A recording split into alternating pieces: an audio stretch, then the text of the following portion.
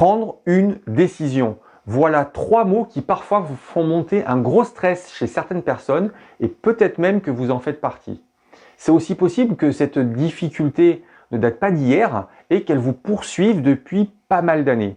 Du coup, ce qui peut arriver, c'est soit laisser les autres décider à votre place, soit se laisser porter là où le vent vous mène, quitte parfois à vous retrouver dans des galères pas possibles. Aujourd'hui, on va voir quelques pistes pour faciliter la prise de décision.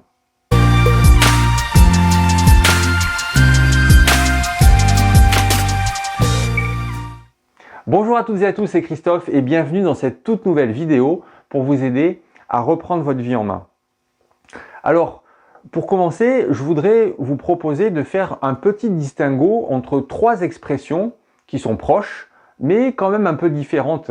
On a faire un choix, prendre une décision et être confronté à un dilemme. Alors, faire un choix, c'est l'action d'arrêter votre recherche sur une option parmi plusieurs autres qui se présentent à vous, soit après avoir comparé leurs caractéristiques ou alors en laissant faire le hasard. Par exemple, si vous cherchez un nouveau lieu pour partir en vacances, après avoir comparé plusieurs destinations, vous vous arrêtez en fait sur l'une d'elles, vous avez alors choisi celle-ci parmi plusieurs autres. Ou alors, vous avez envie d'aller au cinéma et vous choisissez un film au hasard parmi toutes les sorties de la semaine. Bon ok, là j'avoue, ces exemples, ils sont pas trop d'actualité, mais bon, vous avez compris le principe.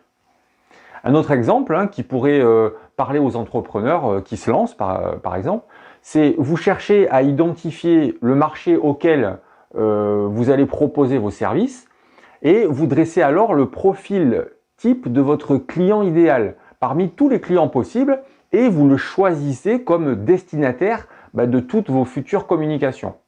Ensuite, on a le fait de prendre une décision, justement. En fait, la décision, c'est ce qui vient juste après avoir fait le choix. C'est l'action qui va vous engager ou vous désengager du choix que vous avez fait au préalable. Alors, pourquoi je dis aussi désengager ?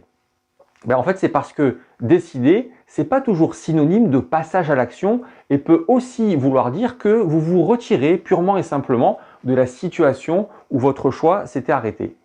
Vous avez sûrement déjà entendu dire quelque part que choisir, c'est renoncer. Eh bien, dans le cas d'une prise de décision, je dirais que décider, c'est s'engager ou se désengager. D'ailleurs, c'est souvent en raison de ce duo engagement-désengagement que les décisions sont parfois difficiles à prendre. Bon, et aussi bien sûr en fonction de l'impact que cette décision elle aura sur votre vie, parce que bon, on est bien d'accord que c'est plus simple de décider d'aller voir tel film plutôt que tel autre, que vous décidez de vous engager dans une voie professionnelle plutôt qu'une autre. Là-dessus, on est d'accord. C'est là en fait que, à mon avis, tout un tas d'émotions et de pensées dysfonctionnelles entrent en jeu et peuvent bloquer votre choix de départ et donc vous empêcher de prendre une décision. Parmi les clients que j'accompagne sur des problématiques décisionnelles, justement, je retrouve très souvent ce cas de figure. Parce que après avoir exploré le sujet de leur hésitation, je constate très souvent que leur choix était déjà fait. Parce qu'en fait, ils savent au fond d'eux ce qui leur convient le mieux, mais ils butent en fait sur la prise de décision qui va justement les engager dans ce choix, ou l'inverse. Et pour finir, on a le cas de figure où vous êtes confronté à un dilemme. Alors là, c'est un cas bien spécifique où en fait l'éventail de vos choix se résume juste à seulement 2 options. C'est en général assez difficile à vivre parce que ce dilemme se transforme souvent en conflit intérieur. Partir ou rester ? Attendre ou agir ? Dire ou se taire ? Lâcher prise ou s'accrocher ? D'ailleurs, à propos de dilemme, est-ce que vous connaissez le paradoxe de l'âne du Buridan ? En fait, il s'agit d'une légende où un âne est placé entre un seau d'eau et un seau d'avoine et l'âne, en fait, en ayant autant faim que soif et ne sachant pas par où commencer, finit par mourir faute d'avoir pris une décision. C'est ballot. Alors, après avoir fait cette petite distinction entre les choix, les dilemmes et les décisions, on va voir maintenant 5 stratégies à tester pour faciliter vos prises de décision. Alors, il n'y a pas d'ordre hiérarchique qui voudrait que la première soit meilleure que les autres. Vous les prenez dans l'ordre que vous voulez. L'idée, c'est plus de les expérimenter et voir celle qui vous convient le mieux. Alors, la stratégie numéro 1, C'est la stratégie du pire. Alors, pour cette stratégie, ce que je vous propose, c'est de prendre une feuille de papier et de noter toutes les pires choses qui pourraient vous arriver une fois votre décision prise. Alors, n'hésitez pas à vous faire un scénario digne d'un bon film dramatique ou un bon film catastrophe, hein. En fait, ça vous permettra de purger une grande partie de vos peurs qui, entre nous, sont souvent irrationnelles et qui sont loin d'être quand même des alliés, hein, quand il s'agit de prendre une décision. En deux, vous avez la stratégie du meilleur. Bisous, bisous, gentil bisounours. Là, en fait, c'est l'exact opposé de la stratégie dont je viens de vous parler. Il s'agit maintenant de faire une description quasi exhaustive de toutes les meilleures choses qui pourraient vous arriver une fois que vous aurez pris votre décision. Et là encore, hein, allez-y allègrement, lâchez-vous sur le côté rose bonbon du scénario, faites-en un vrai conte de fées, hein. Alors, pourquoi faire ces deux types de scénarios? En fait, c'est assez simple. Le scénario le plus probable, le plus réaliste après votre prise de décision, il va se situer très probablement quelque part justement entre les deux autres. Et vous verrez d'ailleurs que, vous verrez par vous-même qu'il n'y a rien que vous ne puissiez gérer une fois votre décision prise, dans un sens, hein, que ce soit l'engagement comme dans l'autre, le désengagement. Ensuite, on a la stratégie de la diminution des attentes. Bon là, je vous avoue que celle-là, c'est ma préférée. Cette stratégie, elle consiste en fait à diminuer considérablement vos attentes vis-à-vis du déroulement des événements de la vie et plus exactement de votre perception des événements de la vie. Alors, une image valant 1000 mots, hein, comme on dit, voici un petit schéma pour vous montrer ce que j'entends par là.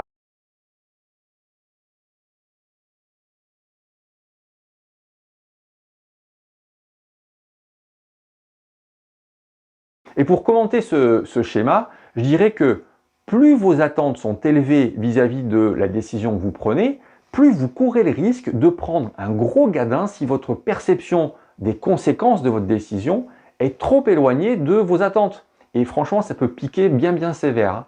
Et au contraire, si vos attentes face à cette même décision sont plutôt modestes, quoi qu'il arrive, votre état émotionnel sera stable et vous serez en mesure en fait de gérer tout ce qui devra être géré au moment de votre décision prise. Alors, que vous vous engagiez du coup dans votre décision ou pas, hein, vous aurez l'impression d'avoir pris la meilleure décision pour vous à ce moment-là. Ensuite, on a la stratégie de la diminution de la dissonance cognitive. Alors qu'est-ce que ça veut dire? En fait, cette dernière stratégie, elle suffirait à elle seule à ne plus vous faire hésiter une seule seconde à prendre la décision. Parce que ce qui est génial avec la dissonance cognitive, c'est que vous n'avez rien à faire. Tout se joue de manière inconsciente. Alors comment ça fonctionne? En fait, quelle que soit la décision que vous prenez, il y a un processus cognitif qui va se mettre en place dans votre tête pour venir soulager quelque part la tension qui vous a fait hésiter jusque-là. Le but, en fait, c'est de retrouver une certaine cohérence émotionnelle entre vos attentes et votre perception des conséquences de votre décision. Et du coup, je vous renvoie à la stratégie que je vous ai dit précédemment. Pour ça, en fait, vous allez, sans vous en apercevoir forcément, valoriser les caractéristiques de l'objet de votre décision.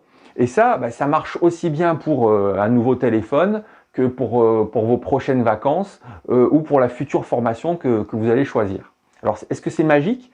Non, c'est juste psychologique. Et enfin, on a la stratégie des joueurs de poker. Alors, c'est un peu bizarre, mais cette stratégie, elle m'a été inspirée par une joueuse de poker qui s'appelle Annie Duke et qui a écrit un bouquin qui s'appelle Thinking in Bets.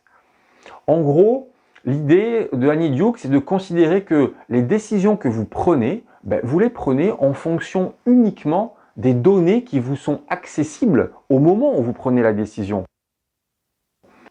Des résultats de cette décision. Forcément, parce que vous ne l'avez pas encore prise, la décision. Parce que même avec une décision prise avec le maximum de données, il reste encore beaucoup trop de paramètres inconnus qui viennent influencer justement le résultat de cette décision. Il y a donc en fait une certaine part d'incertitude à accepter dans toutes les prises de décision qu'on prend au quotidien. D'où l'idée maîtresse de Annie Duke dans son bouquin, qui est de juger le pari et pas le résultat. Voilà, il existe bien d'autres stratégies pour faciliter la prise de décision, mais bon, celles-ci sont déjà un bon début.